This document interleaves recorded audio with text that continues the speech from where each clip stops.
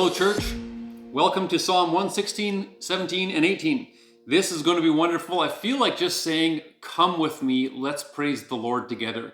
And what a wonderful thing. And I just want to point out a couple things. It's going to be so easy getting there from these Psalms.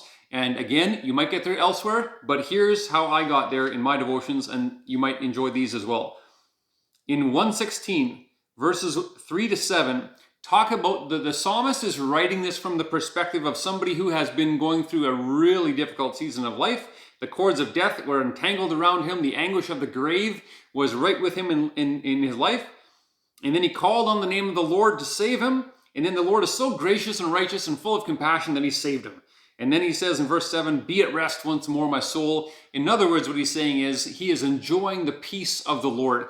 Now we know that God is peace. We can think of many scriptures that would say that. In Galatians 5, we know that peace is a fruit of the Holy Spirit. In Philippians 4, we know that there's another example how we can pray and give him not to be anxious, but with everything by prayer and petition with thanksgiving and so on.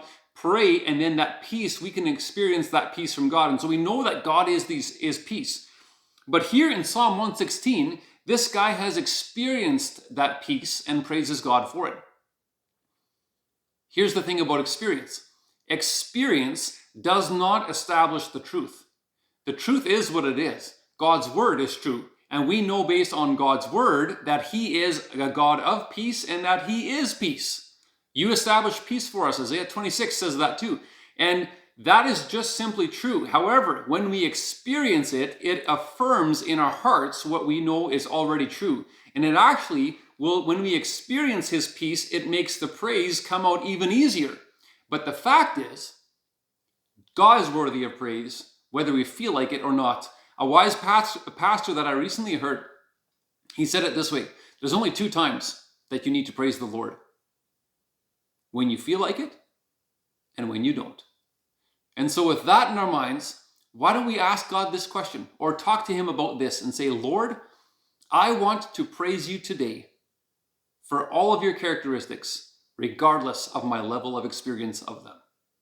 And then praise him wholeheartedly today, regardless of how much you've experienced of those, and you will experience his goodness. In Psalm 117, little tiny psalm tucked in here, and I just want to point out one thing from verse 1. Paul points back to this verse in Romans chapter 15, and he quotes this verse along with a few other verses from the Old Testament to make the biblical case that Jews and Gentiles ought to be worshiping the Lord together. And this serves as a great reminder for us that when we get to heaven, we will not just be worshiping together with a few people from Pansy Chapel or our families. We are going to be worshiping together with people from every tongue, tribe, nation, and language. In Revelation 7 talks about that, how we will together be worshiping the Lord. What a great reminder that we ought to welcome people from around the world, or welcome the idea of people around the world praising Jesus together. But not every church will have the same color of carpet. Not every church will have the same chairs. Some churches don't even have chairs. Some churches are going to be shorter than ours in Pansy Chapel. Some churches actually go for several hours longer, and the people are very hungry to receive that teaching. Other churches will feel much more spontaneous than ours, and some much more structured. What is the point to all that? Sometimes we get caught up on weird things, don't we? We have an opinion on how the bulletin should look or shouldn't look. We have an opinion on the color of paint and all those things. But then we really need to ask ourselves the question, are we getting caught up in personal preference and choice? Or are we making our worship all about Jesus and seeing the unity that comes when we recognize we are here to worship Jesus? And suddenly all those personal preferences don't really matter that much. So maybe you want to read a chapter like Psalm 117 and just celebrate and praise the Lord in anticipation that we will together praise the Lord like that in heaven one day. And as you do that in Psalm 118, so many things we could park on here, some far too much to mention in this short time.